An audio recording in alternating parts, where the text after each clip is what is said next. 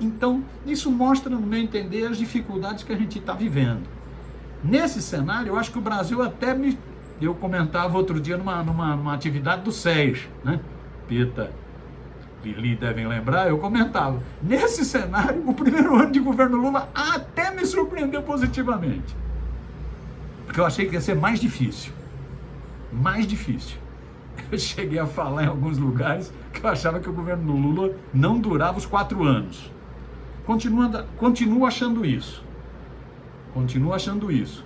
Mas achei que ia ser muito mais difícil para o governo Lula nesse primeiro ano. E o governo Lula, no meu entender, saiu bem. Esse Lula é um bicho danado. É um bicho esperto, né? Ele saiu bem.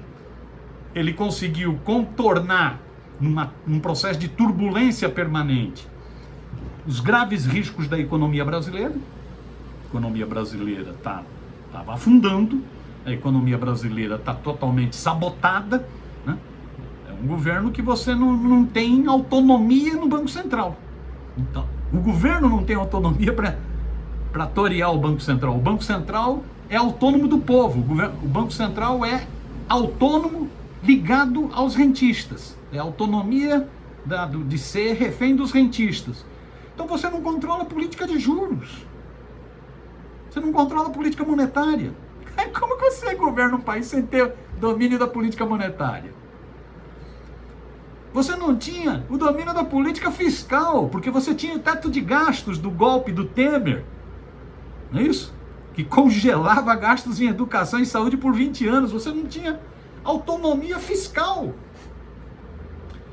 O Lula vai conseguindo driblar. Apesar disso, economia em frangalhos, autonomia de Banco Central, teto de gastos. Apesar disso, ele foi toreando, e não foi sorte, como disse o editorial do Estadão, a partir de políticas públicas, conseguiu pelo menos um fôlego na economia. Impressionante, isso foi um certo milagre. Conseguiu um certo fôlego na economia. Tanto é que a economia em 2023, quando começou, todos os índices davam que ia crescer no máximo 0,8%. E ela termina 2023 com um crescimento de 3%. Cada 1% de crescimento do PIB gera cerca de 500 mil empregos. Porque às vezes a gente fala crescimento do PIB, não relaciona isso com o que é de geração de emprego, geração de renda, arrecadação, né? Possibilidade de políticas públicas, políticas sociais, de investimentos, né? Então a economia, apesar de tudo, apesar da sabotagem do Banco Central, do bolsonarista Bob Fields Neto, Roberto Campos Neto, apesar da sabotagem do austericídio fiscal, porque acabou o teto de gasto, mas continuou o arcabouço, apesar disso, né, conseguiu dar uma certa respirada. Não foi sorte, isso tem a ver com retomada da valorização do salário mínimo, isso tem a ver com aumento da isenção no imposto de renda, isso tem a ver com reajuste de servidores públicos que estava congelado há 4 anos, isso tem a ver com programas como esse programa, como chama, o que libera crédito, tira a pessoa da ficha suja, não é isso? Permite que a pessoa vá atrás de crédito novamente, né? Tem a ver com isso, tem a ver com ações de governo que permitiram um certo fôlego. Então isso me surpreendeu. O governo conseguiu um tento.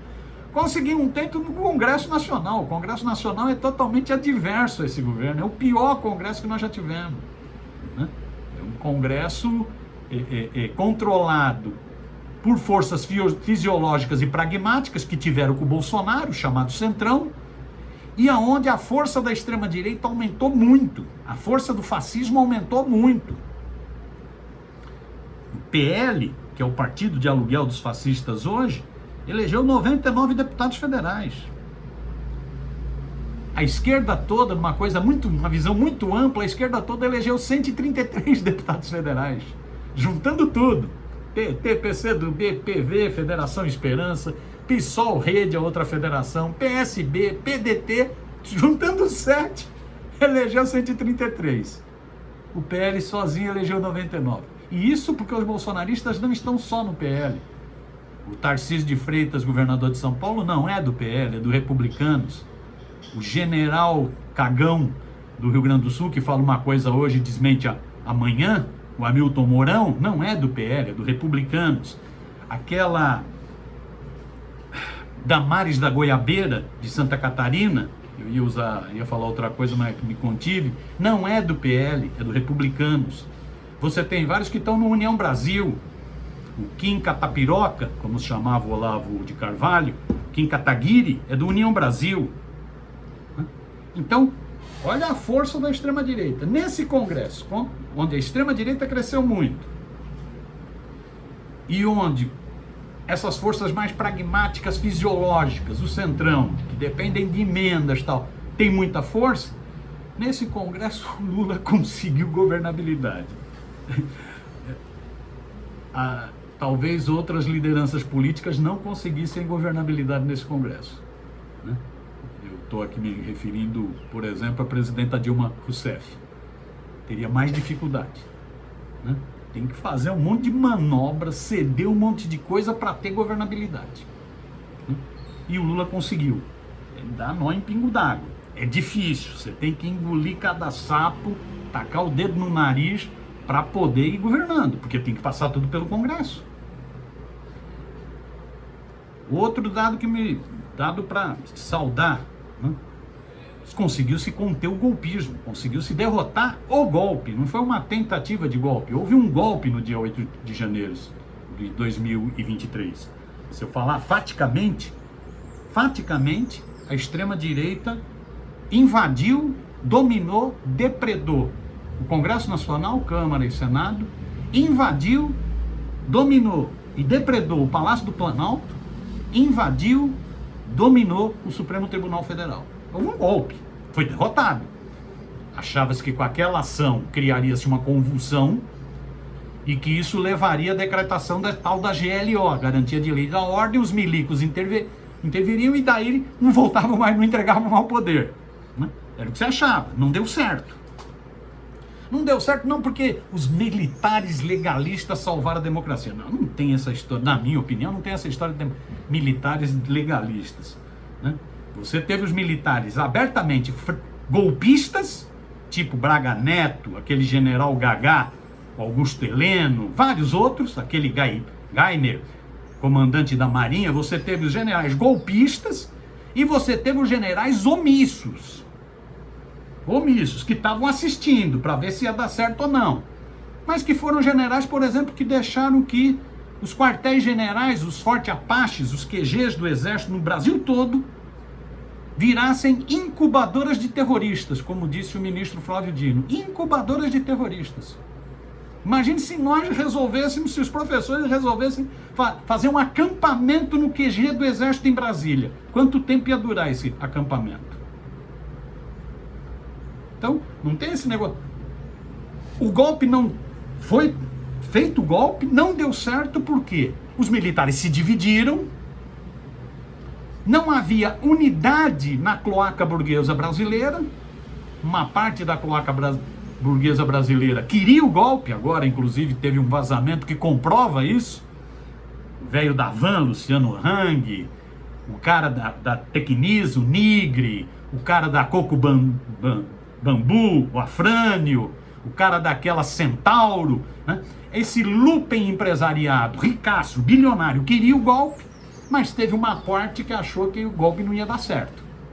Mesmo gostando do Bolsonaro, do passar boiada, do contra sindicatos, do contra a legislação trabalhista, achou que não ia dar certo e recuou. E também o golpe não se consolidou, porque não teve o apoio da totalidade da mídia, uma parte da mídia era contra, e não teve apoio das potências estrangeiras, não só dos Estados Unidos, mas da Europa, não teve apoio. Então o golpe não se consolidou, mas houve um golpe. E o governo Lula conseguiu derrotar esse golpe. As forças democráticas conseguiram derrotar esse golpe. Então, o balanço que eu faço o primeiro ano foi, pelo menos para mim, posso estar falando uma baita besteira, acima da expectativa. Conseguiu destravar minimamente a economia, pelo menos respirar, conseguiu governabilidade num Congresso totalmente adverso, conseguiu derrotar o golpe, né? Conseguiu retomar vários programas sociais. Muita gente fala, mas isso é só coisa requentada. Qual é o problema de você recuperar programas sociais que são importantíssimos? Bolsa Família, Minha Casa Minha Vida, qual é o problema? Conseguiu, isso estava desmontado, recuperou mais médicos. Nós estamos com 33 mil médicos no programa Mais Médicos, programas fundamentais para a população brasileira, né? Então, superou minha expectativa, por exemplo. Eu temia que seria bem mais complicado. Porque se a economia entrar em parafuso, aí é a brecha que a extrema-direita quer.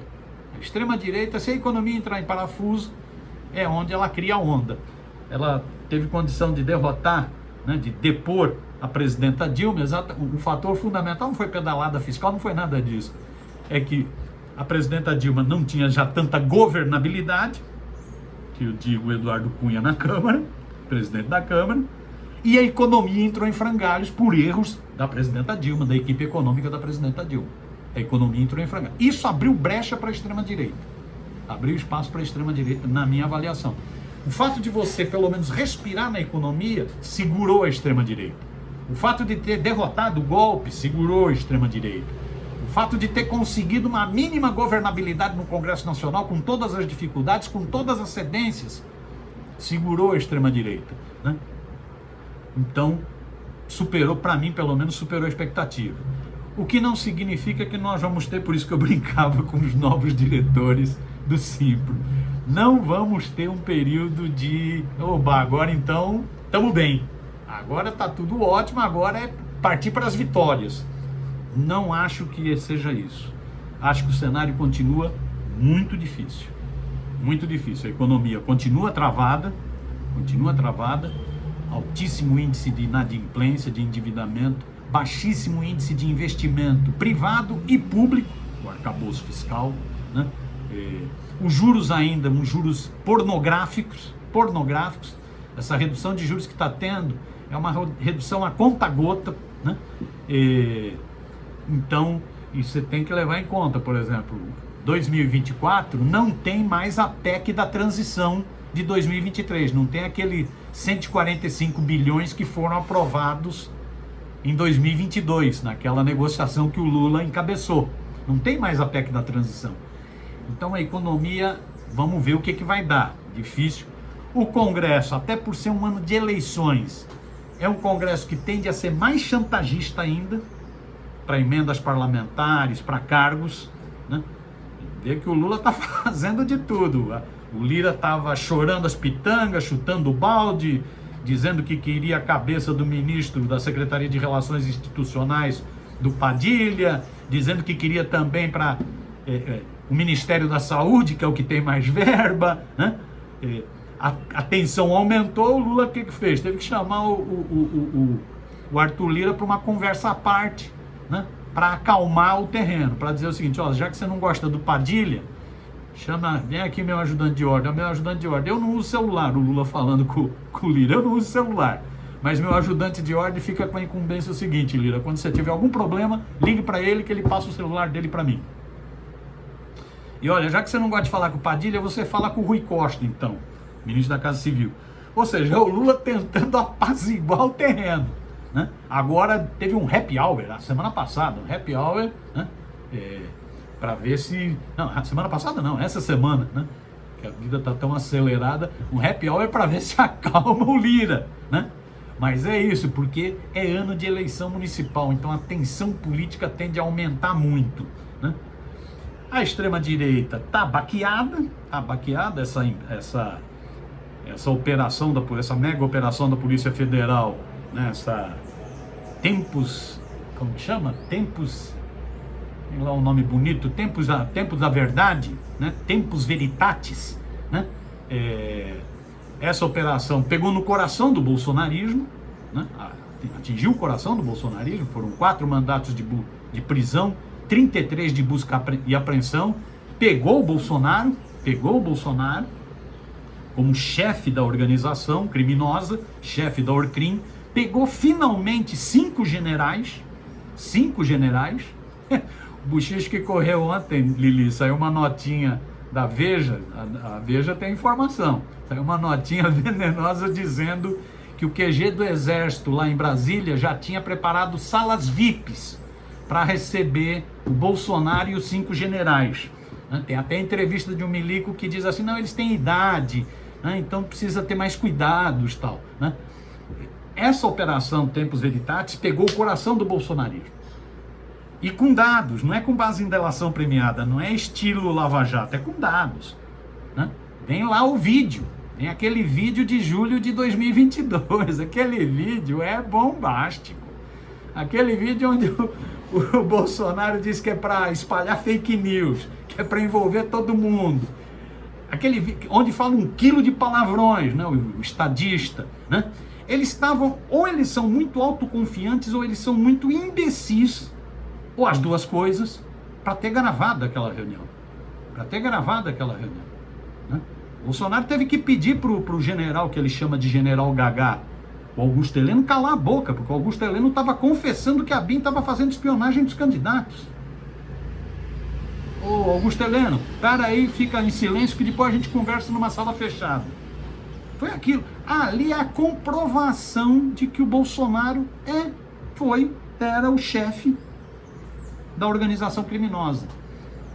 Isso então completa o quadro do que tem sido essas operações. Você já pegou os executores, sejam os que estavam em Brasília, sejam os que estavam fora de Brasília.